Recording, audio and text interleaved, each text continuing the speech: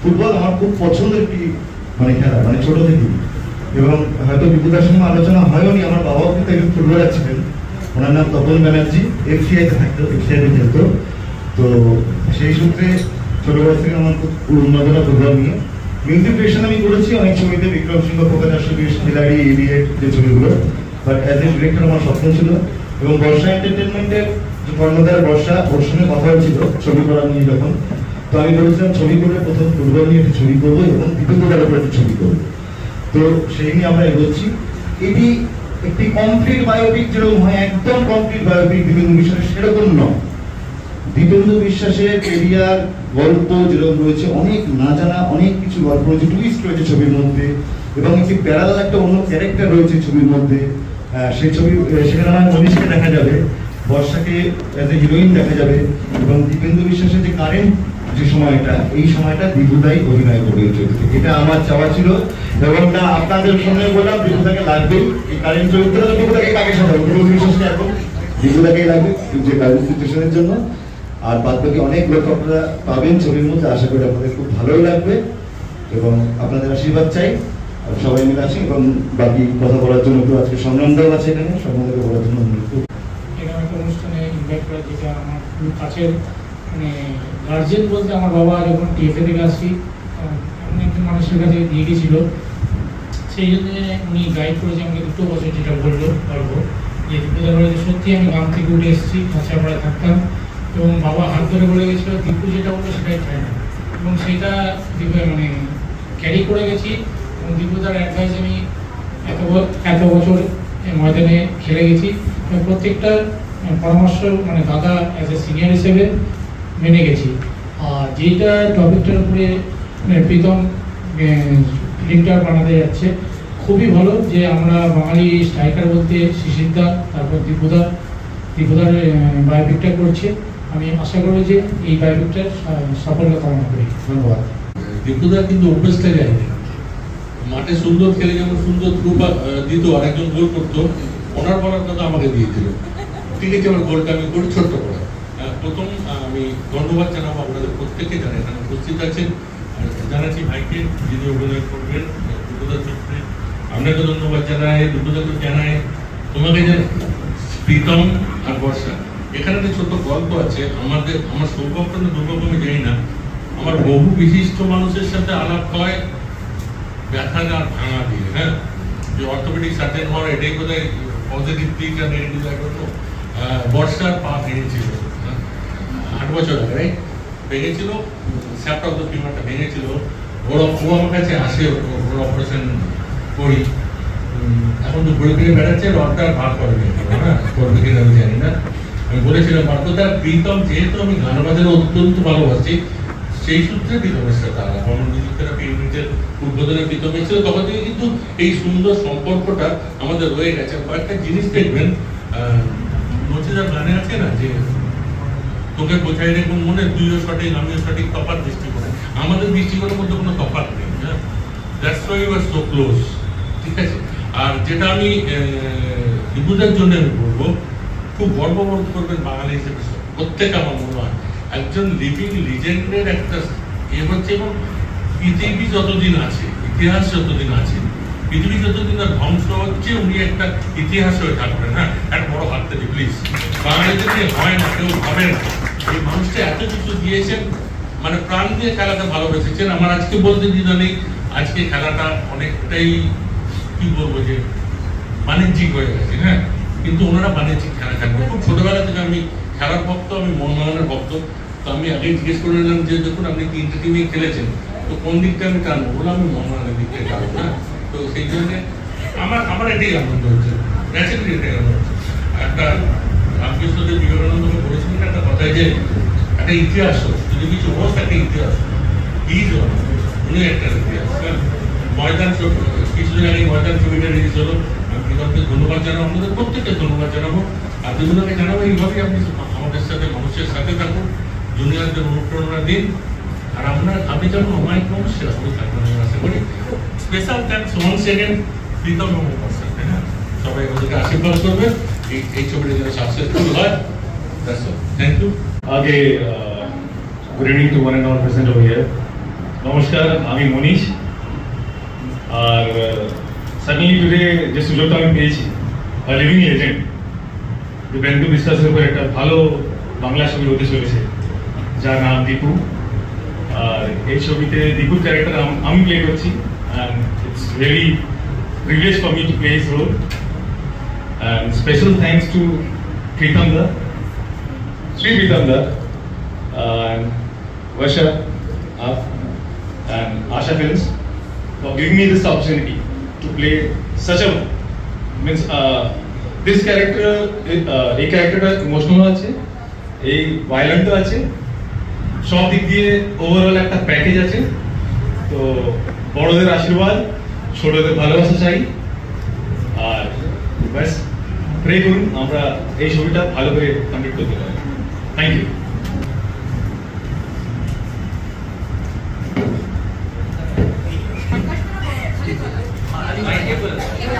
ধরুন আইএফএ যে নতুন রুলস করেছে কলকাতা লিগে, যে 4 জন সন অফ সয়েল মানে বাংলার ছেলে খেলতে হবে কলকাতা লিগে। সেই 4 জন যেহেতু খেলছে, আপনি প্রায় 4টে-5টা করে এবার কলকাতা লিগের ম্যাচ হয়ে গেছে। এখানে প্রচুর বাঙালি ছেলেরা গোল করেছে। দেখবেন আপনার যে হাই স্কোরার লিস্ট দেখবেন, ইশরাফিল দেওয়ান থেকে শুরু করে অনেকগুলো বাঙালি ছেলে, সায়ন ইস্ট বেঙ্গলের, যারা 3টের বেশি গোল করেছে প্রতিটা একজন টিমের, এবং অধিকাংশ বাঙালি ছেলেরাই সাফল্য পেয়েছে আজকের দিন অব্দি যে 4-5টা ম্যাচ হয়েছে যে কটা কলকাতা লিগে।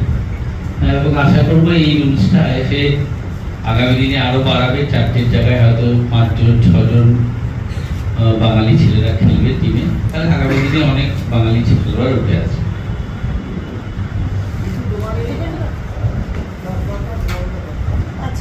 আচ্ছা দীপেন্দুদা, তোমাকে তো বললো শ্রী প্রীতম যে আমি নবনীতা ইত্যাদি ভারত থেকে, যে তোমাকে শেষের পার্টে দেখা যাবে, তোমার এখনকার চরিত্রে তোমাকে দেখা যাবে। তো এরকম একটা বড় মানে খবর আমাদেরকে একটা ঝুঁকিও হয়ে গেল তোমার কাছে, তোমার মধ্যে থেকে বলে গেল।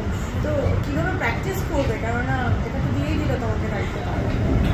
প্রথম তো বর্ষা এন্টারটেনমেন্ট, আশা ফিল্ম থেকে শুরু করে আমাদের সকলকে ধন্যবাদ জানাবো। প্রীতম, বর্ষা, আমাদের যিনি ডাক্তারবাবু, আমার ছোট ভাই সংগ্রাম, আমাদের হিরো যে ফিল্মের অভিনয় করবে মনীষ, এবং আমাদের ম্যাডাম আছেন, সকলকে শুভেচ্ছা জানাই। এটা চ্যালেঞ্জ, কেন আপনারা জানেন মহামাডা স্পোর্টিং আইএসএল খেলবে এবছর, এবং গত 3 বছর আমি টিমের ম্যানেজার, সাথে ফুটবল সচিব। আমার পক্ষে অনেক কঠিন হবে, কেন প্রথম বছর মহামাডা স্পোর্টিং ক্লাব যেহেতু কলকাতা লিগ এতদিন খেলেছে, এবার আইএসএল খেলবে। একটা নতুন টিম, নতুন খেলোয়াড়রা সব আসবে কয়েকদিনের মধ্যে, তাদেরকে একসাথে থাকা, আমাদের নতুন কোচ যার সাথে মানে আমার খুব ভালো সম্পর্ক, মানে উনি অনেকটাই আমার উপর নির্ভর করে থাকে গ্রাসরুট কোচ। সেহেতু সেই জায়গায় একটু সময়ের সমস্যা হবে। ওদের শুটিং নিশ্চয়ই চলবে, তার মধ্যে থেকে আমরা চেষ্টা করব আমাদের সময় বার করে, কিন্তু অনেকটা কঠিন হবে, তবে চেষ্টা করব যতটা ওদের হেল্প করার, প্রীতম যতটা পারব। অনেক ছবি দেখেছি খেলা নিয়ে, যা কিছু নিয়ে। তো আমি জানি না কেন যে সময় ধোনি সিনেমাটা বেরিয়েছিল মহেন্দ্র সিং ধোনিকে নিয়ে, তখন থেকে আমার একটা মাথার মধ্যে চলছিল যে ইন্ডিয়ান ক্যাপ্টেনের উপর ছবি হয়েছিল যেরকম। তো আমাদের বাংলার যে ফুটবল, বাংলার ফুটবল কোনো ব্যক্তিত্বের উপর, যে বাংলার ফুটবলের একজন মানে কি বলবো লিভিং লিজেন্ড, যার এত অবদান বাংলার ফুটবলের জন্য, ভারতীয় ফুটবলের জন্য বিশেষ করে, তা কেন তার জীবন নিয়ে কোনো ছবি হবে না? তার জীবনের অনেক অজানা গল্প তো থাকতে পারে, যেগুলো মানুষ জানেই না, এমন কিছু গল্প যেগুলো হয়তো বিভুদার অনেক কিছু না বলা গল্প। তো সেরকম করে মানুষটাকে আমি অনেক শ্রদ্ধা করি, মানে মাঠ থেকে খেলা দেখেছি আমার স্কুল লাইফ থেকে। তো সেই জায়গা থেকে আমি বিভুদাকে যোগাযোগ করেছিলাম, বিভুদা তোমার উপর একটা ছবি করতে চাই, যদি তুমি সহায়তা করো একটু, আমাকে পারমিশন দাও। তো এটা 2022-এর মিডিলের দিকের গল্প, তাও হয়তো বর্ষা আমি গেছিলাম। তখন থেকে পেছনে পড়ে আছে, এমনি কিন্তু খুব ভালো, হাসি খুশি, সারাক্ষণ দেখা দেখা করে সব, কিন্তু কি এত ব্যস্ত সারাদিন ধরে দেখি নিজেও, তার মাঝখানে সময় করে করে গিয়ে গিয়ে গিয়ে গিয়ে যেটুকু করার করে মানুষটাকে রাজি করে এবং তিনি যে পারমিশন দিয়েছে এই জন্য আমার খুব ধন্যবাদ, আমার ভালো লাগছে আর কি। মন থেকে চেষ্টা করছি এমন একটা ছবি করতে, মানে বায়োপিক যেরকম হয় ওরকম নয়, ঠিক মানে শুধু বায়োপিক সেটা নয়, তার সাথে প্যারালালি একটা স্টোরি রেখে একটা টুইস্ট আছে গল্পের মধ্যে, যেটা গল্পের ইউএসপি আমি বলতে চাইছি না, রিভিল করতে চাইছি না, আজকে জাস্ট ছবির নাম টাইটেল অ্যানাউন্সমেন্টের দিন। তো অ্যাকচুয়ালি দীপুর চরিত্র অভিনয় করছে মনীষ। দীপেন্দ্র বিশ্বাসের কারেন্ট সময় যে দীপুদা আমি পাশে বসে আছি, এই সময়টা দীপুদা যেটুকু দীপুদার সেটা আমি নিশ্চয়ই টাইম পার করে দেবো, তার সময়ের জন্য 2 বছর বসতে পেরেছি, আমি আরো বসতে পারবো, সেটা কথা না। আর দীপেন্দ্র বিশ্বাস তার কিশোর বয়স সে কে, শৈশব সে কে, দীপু কে, অনেক ব্যাপার আছে। আমি ছবিটা এটাই গল্প, মানুষের ভীষণ ভালো লাগবে আশাবাদী আমি। কমন গল্প নয় যে আমি দেখতে গেলাম দেখে চললাম এই হয়েছিল যেগুলো জানি আমরা বা ইউটিউবে পাওয়া যায় বা দীপুদার অনেক বই দেখা হয়েছিল, যা কিছু সেটা অনেক মজা আছে, ছবিটার মধ্যে অনেক গল্প আছে। দেখো সংগ্রামটা আমি এটা দীপুদার সঙ্গে পরে আলোচনায় যেতাম, আমার তো গল্পে কিছু না কিছু লাগবে, যেগুলো আছে সেরকম 2-3 জন নাম আমার আছে, আমার কাছে লেখা আছে, সেই মানুষটাকে এখনো বলিনি, একটা করে চাইবো, একসঙ্গে চাওয়া যায় না, তাড়িয়ে দেবে তার বলে করতেই পারবো, একটা করে বলবো দিগুলো এবার এটা একটু করে দাও না, একদিন বলবো, পরের সপ্তাহে আবার কি বলবো দিগুলো একটাই টানা। এই মানুষটা খুব শান্তিপ্রিয় ঠান্ডা মানুষ, খুব ভালোবাসে আমাদের। তো একটা কি বলবো, তোমাদের সবার আশীর্বাদ নিয়ে এগাচ্ছি। আমি মিউজিক তো করেছি Bangla cinema, as a director প্রথম ডেবিউ করছি। আমি চাইছি দীপেন্দ্রদা এবং তোমাদের সবার আশীর্বাদ যেন সঙ্গে থাকে। ফুটবল জগতে যখন প্রথম এলে লোকে দীপেন্দ্র বিশ্বাসকে ফুটবলার হিসেবে চিনত, তারপরে এলে রাজনীতিতে গায়ে আরেকটা ছাপ লাগলো, তারপরে এলে ফুটবল সচিব হিসেবে, এখন লোকে চিনবে অভিনেতা হিসেবে, মানে একটা ইতে নেটপ্লেট যদি ঘুরতে হয় পর থাকবে। এই যে একটা জীবনে একটা মানুষ হিসেবে এতগুলো পাওয়া, নিজে কি মনে হচ্ছে সত্যি করে আজকে ভাগ্যবান তো মনেই হচ্ছে, যেহেতু ভারতের জার্সি গায়ে ফুটবল খেলেছি, এটাতেই তো আমি ভাগ্যবান, অন্য কিছু না। মানে ইন্ডিয়ার জার্সি পড়েছি, যেদিন প্রথম পড়েছি সেদিনই আমরা নিজেদেরকে মনে করেছি না ফুটবল খেলে কিছু একটা করতে পেরেছি। ধরুন আমি অর্ঘকে ধন্যবাদ দেবো, আর স্পোর্টস জার্নালিস্ট ক্লাবের যারা উপস্থিত আছে তাদেরকেও ধন্যবাদ দেবো।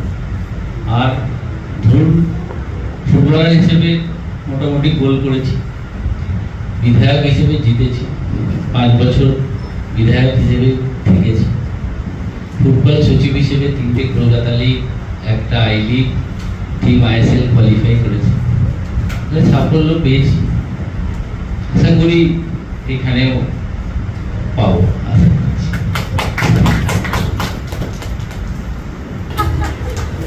বললে বাড়িতে ভুল দাঁড়িয়ে দেবে,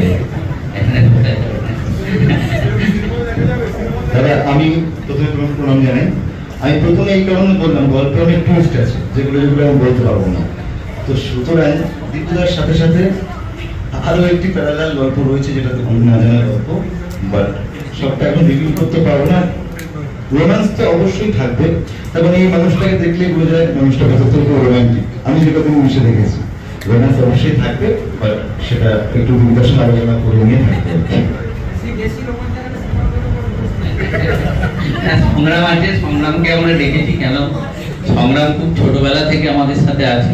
আমি যখন প্রথম ইস্ট বেঙ্গল খেলি তখন সংগ্রাম প্রথম ইস্ট বেঙ্গল ক্লাবে সাইন করেছিল, এবং সংগ্রামের ওর বাড়ি, ওর বাবা মা, ওর পরিবারের সাথে আমার খুব ভালো সম্পর্ক। এবং সংগ্রাম, দীপক মণ্ডল এরা যখন TFA থেকে আসে, আমরা একসাথেই সল্টলেকে আমাদের যে একটা ভাড়া বাড়িতে থাকতাম, সেখানে আমরা 4-5 জন থাকতাম। একটা সময় সুরকুমার, এরা সবাই আমরা একসাথেই থাকতাম, এবং পাশে বাইচুং, শোষো এরা আমাদের পাশেই থাকতো। আমরা ওই সময় ইস্টবেঙ্গল টিমের অধিকাংশ প্লেয়াররা আমরা সল্টলেকে থাকতাম। আমরা মানে অনেকটা প্রায় সকালে ইস্টবেঙ্গলে প্র্যাকটিস থাকলে বিকেলে আমি সংগ্রাম গিয়ে সাইডে প্র্যাকটিস করতাম, মানে অনেকক্ষণ করতাম, যাতে ও একটা ভালো গোলকিপার, ভারতের এত নামি গোলকিপার, আমি আমার ভুলটা হেডিং প্র্যাকটিস আলাদা করে সংগ্রামের সাথে অনেক করতাম, মানে প্রায় 2-3 ঘন্টা আমরা সাইডে একসাথে ট্রেনিং করতাম। তাই প্রীতম বলেছে, আমার মনে হয় যে সংগ্রাম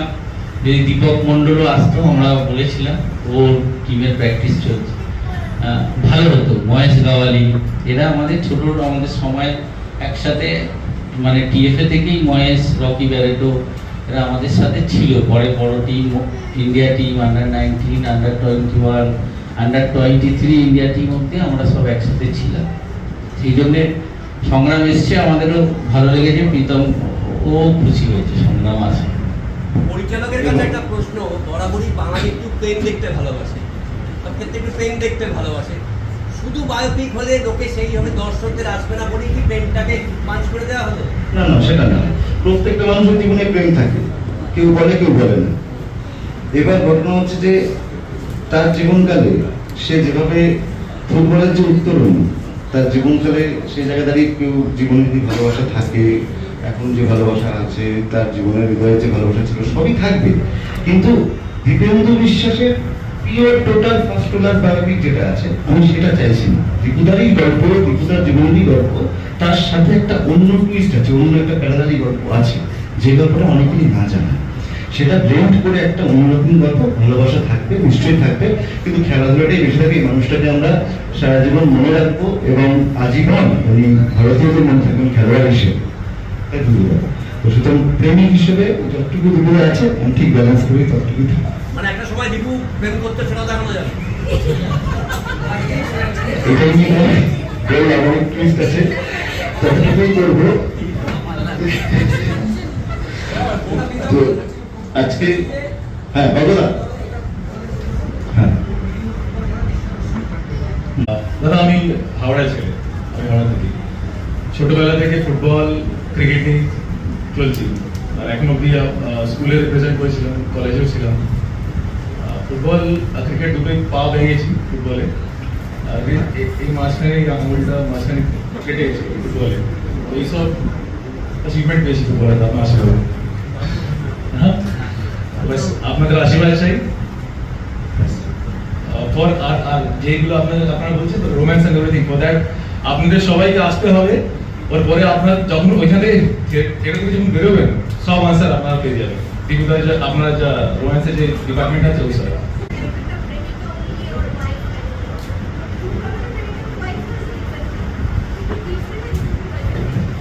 হ্যাঁ, সেটা পেলে তো খুব ভালো হয় অবশ্যই।